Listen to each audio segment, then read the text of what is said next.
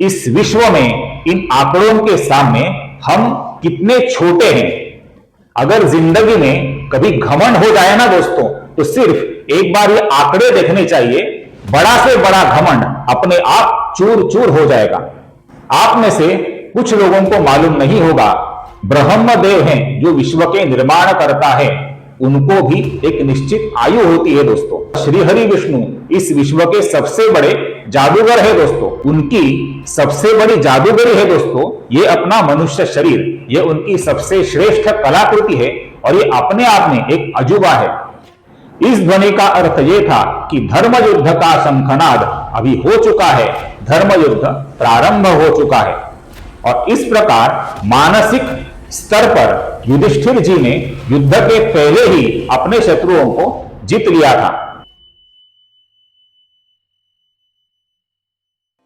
नमस्कार दोस्तों, पुष्कराज विष्णु स्तुति @विष्णु स्तुति DRPUV इस आध्यात्मिक यूट्यूब चैनल पर मैं डॉक्टर पुष्कराज उदयवर्तक अर्थात DRPUV आप सभी दर्शकों का हार्दिक स्वागत करता हूं।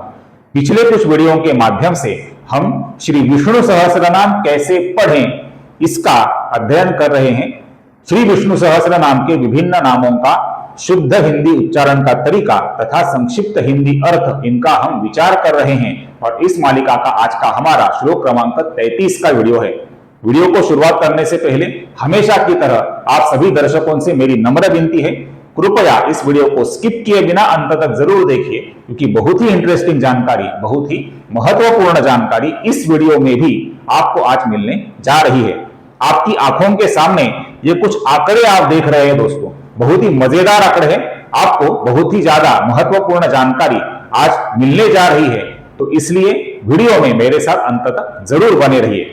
तो चलिए वीडियो को शुरुआत करते हैं। आज का हमारा श्लोक है श्लोक क्रमांक 33, श्लोक 33, और ये श्लोक इस प्रकार है।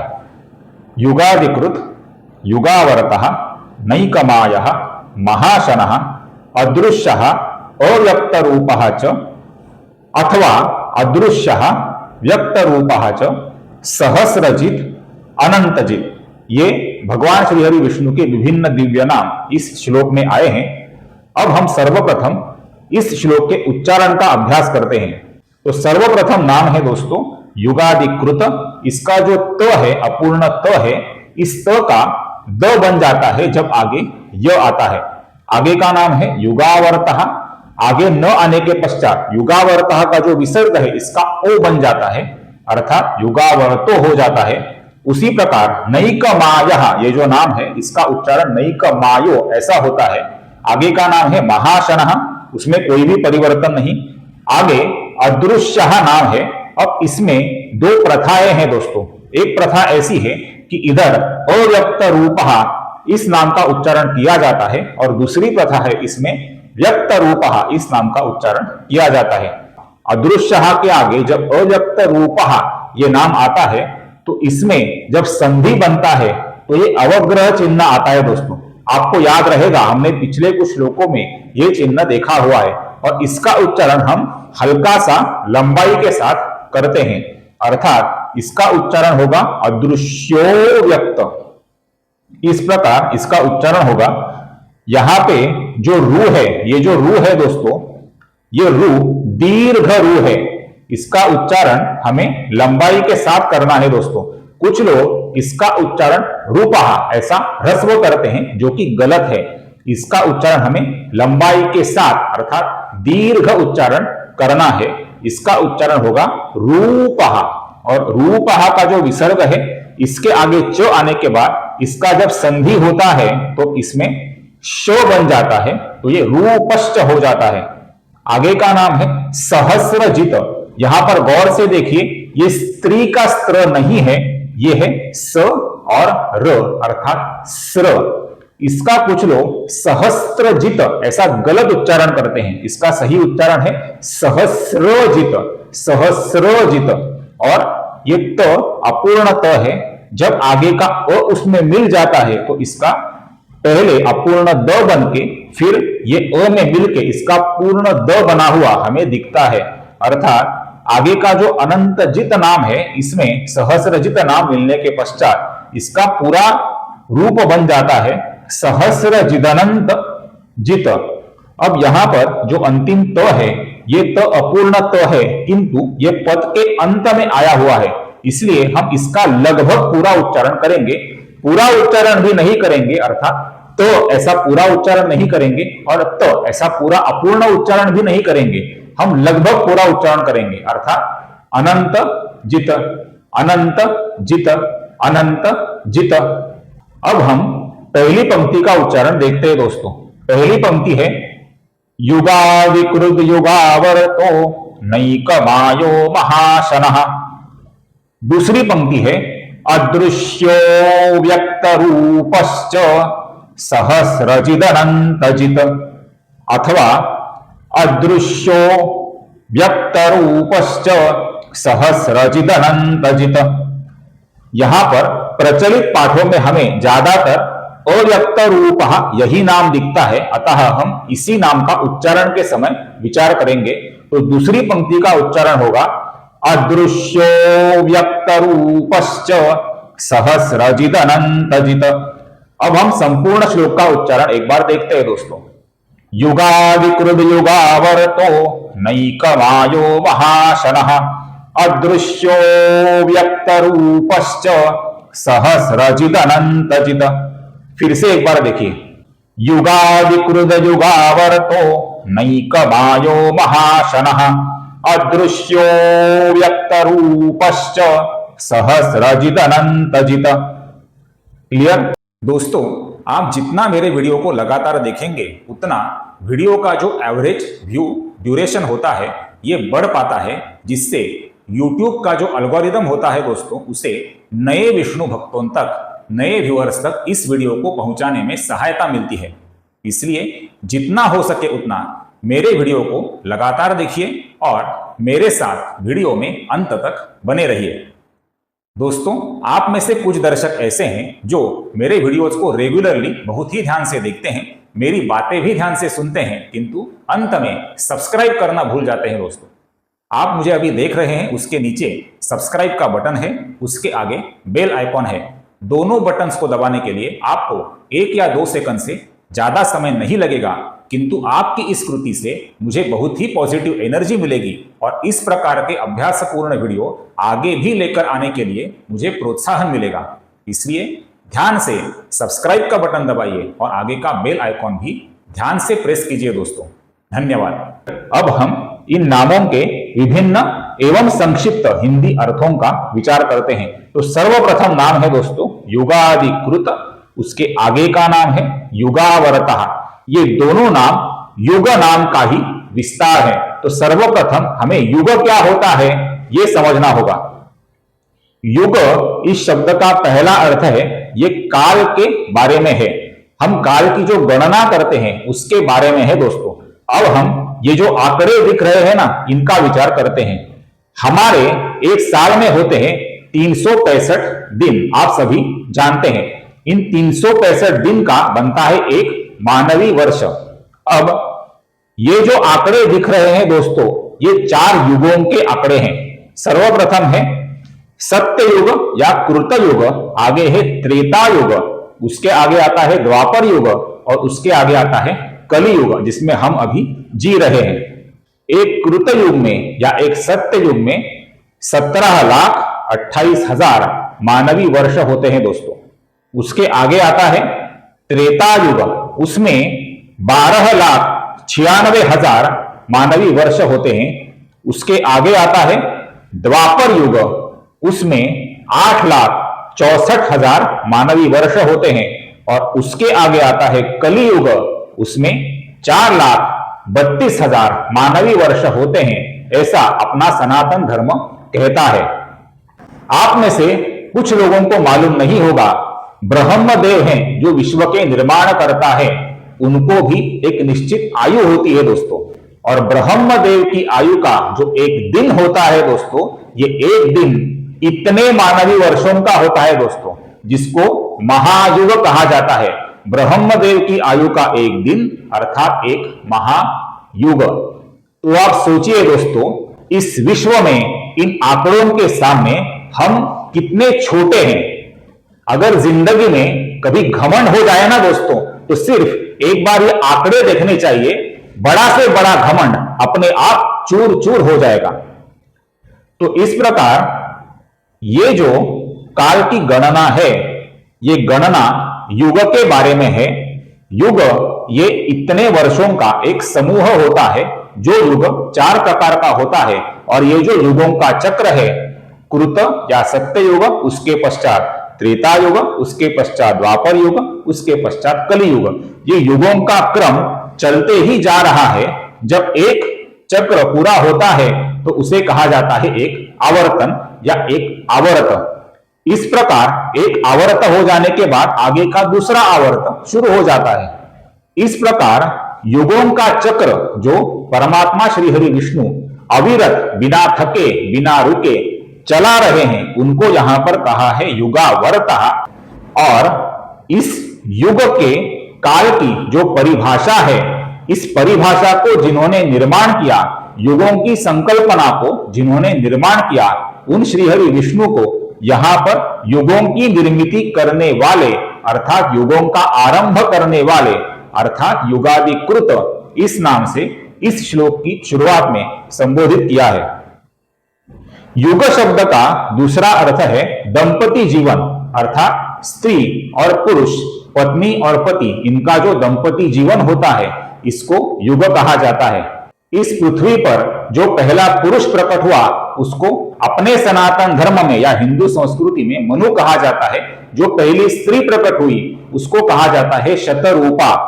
पाश्चिमात्य जगत के लोग इन दोनों को एडम और ईव इस नाम से जानते हैं। तो ये जो पहला पुरुष था या पहली स्त्री थी, इनको जिन्होंने निर्माण किया, अर्थात पहले युग का निर्माण किया, वे भगवान नारायण श्री हरि विष्णु हैं, युगाधिकृत।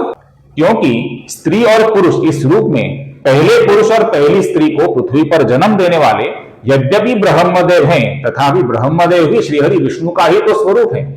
और जो इस स्त्री पुरुष के चक्र को दंपति जीवन के रूप में इस पृथ्वी तल पर अभी तक चला रहे हैं और आगे भी चलाते रहेंगे, अर्थात इस युग के जीवन का जो आवर्तन करते रहेंगे, उन श्रीहरि विष्णु को यहां पर कहा है युगावर्ता।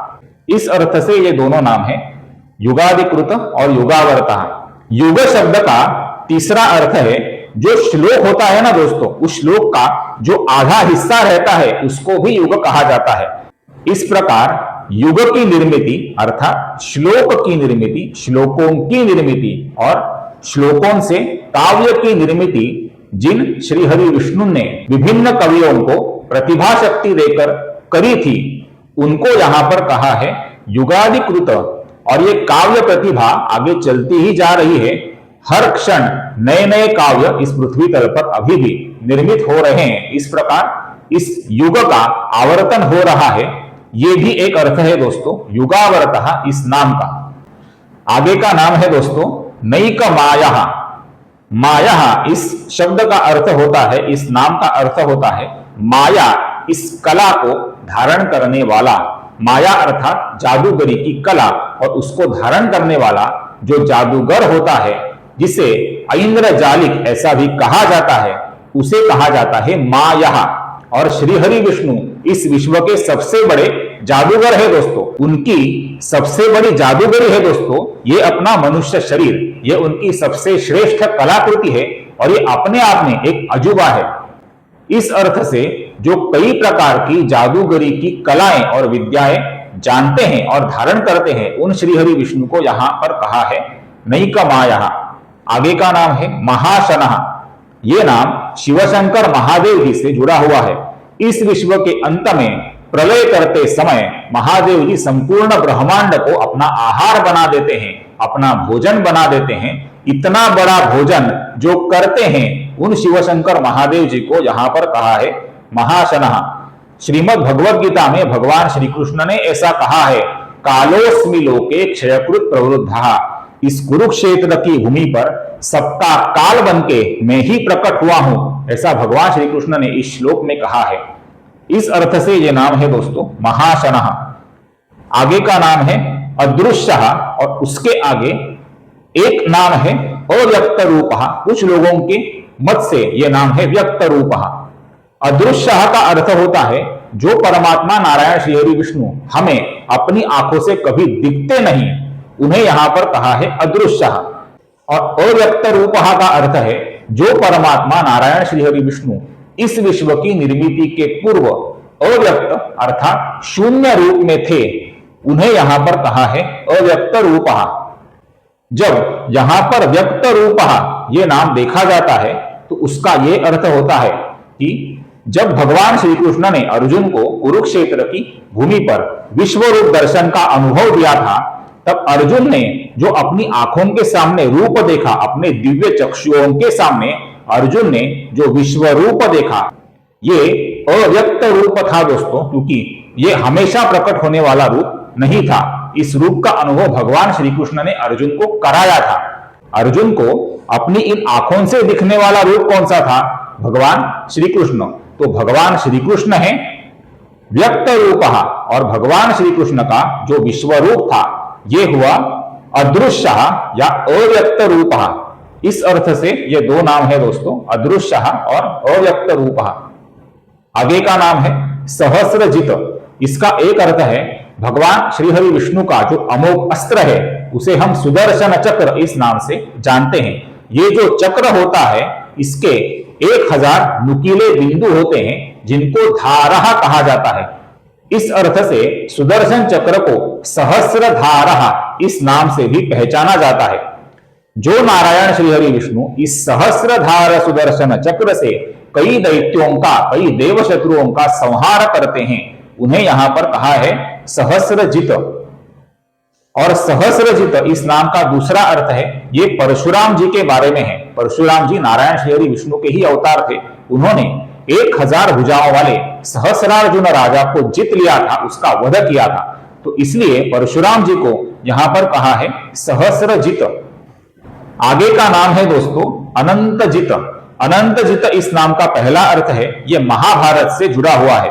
महाभारत में कुरुक्षेत्र की युद्ध की भूमि पर जब पांडव और कौरवों की सेनाएं एक दूसरे के सामने खड़ी हुई थी, तब पांडवों के जो राजा थे सम्राट युधिष्ठिर, जो पांडवों में सबसे बड़े थे, उनका जो शंख था उसका नाम था अनंत विजय।